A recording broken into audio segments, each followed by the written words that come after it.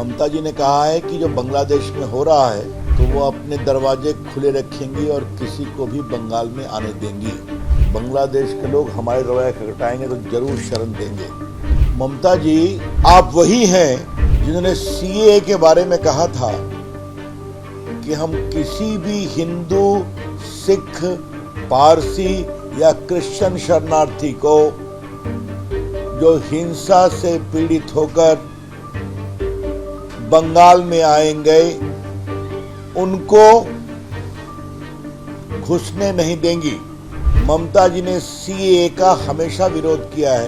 एक तरफ जो अल्पसंख्यक हिंदू या क्रिश्चियन या सिख या पारसी, चाहे बांग्लादेश हो या पाकिस्तान हो, अफगानिस्तान हो, वहां अपने आस्था के कारण विक्टिमाइज होते हैं, पीड़ित होते हैं, उनको स्थान नहीं देंगी। और आज कह रही हैं कि जो भी आएगा उनको हम बसाएंगे। इसका मतलब क्या है? बार बार ममता जी और अखिलेश यादव भी थे और राहुल गांधी ये संविधान की बात करते हैं। संविधान में आपको यह अधिकार है क्या? ये अधिकार भारत सरकार का है, केंद्र सरकार का है। एक बहुत ही राष्ट्रीय महत्व के मुद्दे पर पार्टी की ओर से इस चिंता को व्यक्त करने के लिए ये टिप्पणी की जा रही है।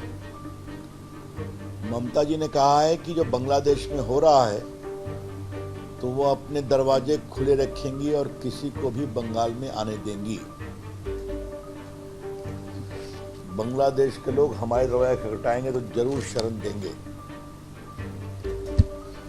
आज के अखबारों में भी ममता will give shelter if anyone from Bangladesh knocks on our door। ममता जी, आप वही हैं जिन्होंने सीएए के बारे में कहा था कि हम किसी भी हिंदू, सिख, पारसी या क्रिश्चियन शरणार्थी को जो हिंसा से पीड़ित होकर बंगाल में आएंगे उनको घुसने नहीं देंगी। ममता जी ने सीएए का हमेशा विरोध किया है, जबकि सीएए का कोई संबंध भारत के नागरिकों से बिल्कुल नहीं था, क्या हिंदू क्या मुस्लिम। तो एक तरफ जो अल्पसंख्यक हिंदू या क्रिश्चियन या सिख या पारसी, चाहे बांग्लादेश हो या पाकिस्तान हो, अफगानिस्तान हो, वहां अपने आस्था के कारण विक्टिमाइज होते हैं, पीड़ित होते हैं, उनको स्थान नहीं देंगी। और आज कह रही हैं कि जो भी आएगा उनको हम बसाएंगे। इसका मतलब क्या है? दूसरी बात, बार बार ममता जी और अखिलेश यादव भी थे और राहुल गांधी ये संविधान की बात करते हैं। संविधान में आपको यह अधिकार है क्या? ये अधिकार भारत सरकार का है, केंद्र सरकार का है। आप भी केंद्रीय मंत्री रही हैं। This power does not belong to the state government at all. किसको नागरिकता देनी, किसको बसाना, किसको नहीं बसाना।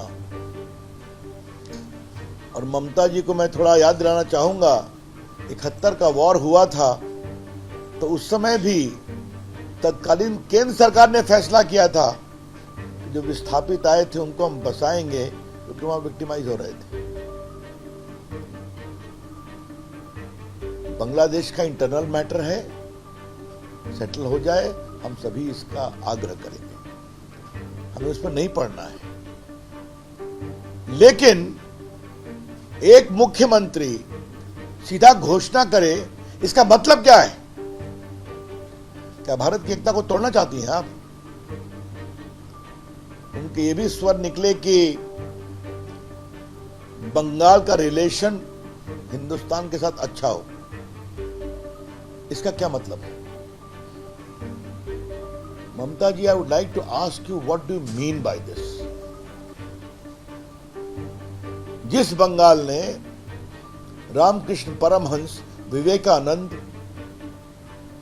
रविन्द्रनाथ टैगोर, सुभाष चंद्र बोस ऐसे महान, बंकिम चंद्र चट्टोपाध्याय ऐसे लोगों को की जननी है, देश में अलग जगाई, वो आप कहती हैं रिलेशन हम अच्छा करेंगे? आपका ये वक्तव्य भर्त्सना योग्य है और बहुत ही गैर जिम्मेदाराना है ममता जी। इसका शुद्ध और शुद्ध लक्ष्य है, जिस तरीके से बंगाल की डेमोग्राफी बदल रही है, उसको जस्टिफाई करने के लिए एक कारण ढूंढना। आपको मालूम है, जब भारत आजाद हुआ था, सिर्फ 3 जिले मुस्लिम बहुल थे। अब बंगाल के 9 जिले मुस्लिम बहुल हो गए। लेटेस्ट स्टडी जो आई है, इवन कलकत्ता का डेमोग्राफिक चेंज हो रहा है। मैं स्वयं बंगाल कई बार मैंने दौरा किया है, मैंने देखा है जिले जिले आजकल बांग्लादेशी घुसपैठियों से, रोहिंग्या से भरे हुए हैं। कोई चिंता नहीं है देश की सुरक्षा की। और याद होगा, एनआईए की प्रोब में आया है, कई आतंकवादी घटनाओं के जो मुख्य अभियुक्त या कॉन्स्पिरेटर्स होते हैं, उनको कहां संरक्षण मिलता है? तो बंगाल में मिलता है। आपने देखा होगा, उनको गिरफ्तार करने में दिक्कत हुई, बहुत परेशानी हुई। लेकिन एक बड़ी चिंता की ओर आज देश का ध्यान बताना बहुत जरूरी है। ये इंडिया गठबंधन वाले वोट बैंक की पॉलिटिक्स के लिए भारत की एकता, एकात्मता को कमजोर करने में लगे हुए हैं। कोई दक्षिण भारत में कहता है कि दक्षिण भारत को भारत से अलग होना चाहिए। राहुल गांधी चीन के नेताओं से सीधा बात करते हैं आजकल वहां की पार्टी से। और तो और, ये पूरा जो इलीगल इन्फिल्ट्रेशन घुसपैठियों का है, ये झारखंड को प्रभावित कर रहा है। कांग्रेस के समय आसाम को प्रभावित किया, और आज ये स्थिति सामने में आई है। इसलिए मेरा आपसे कहना यह है कि जिस तरीके से वहां हो रहा है, तो बहुत दुर्भाग्यपूर्ण है। भाजपा के कार्यकर्ताओं पर हमले होते हैं, राष्ट्रीय स्वयंसेवक संघ के स्वयंसेवकों पर हमले होते हैं। जो भी भारत के राष्ट्रवाद की बात करता है, आज बंगाल में उन सबों के लिए खतरा हो रहा है। और उस पर से ये वक्तव्य है, ये बहुत गैर जिम्मेदाराना है, बहुत दुर्भाग्यपूर्ण है। हम इसकी भर्त्सना करते हैं, और जो संविधान को हाथ में लेकर संविधान के द्वारा देश चलाने की बात करते हैं, उनसे पूछना चाहते हैं, क्या इस वक्तव्य का वो समर्थन करते हैं? क्या भारत को टुकड़े टुकड़े करना है? तो यही लगता है कि टुकड़े टुकड़े गैंग हावी हो गया है इनकी सोच पर। तो देश के इस चुनौती को हम स्वीकारेंगे। हमें बंगाल की परंपरा पर विश्वास है, और इसका हम पूरा विरोध करेंगे और मुखर विरोध करेंगे।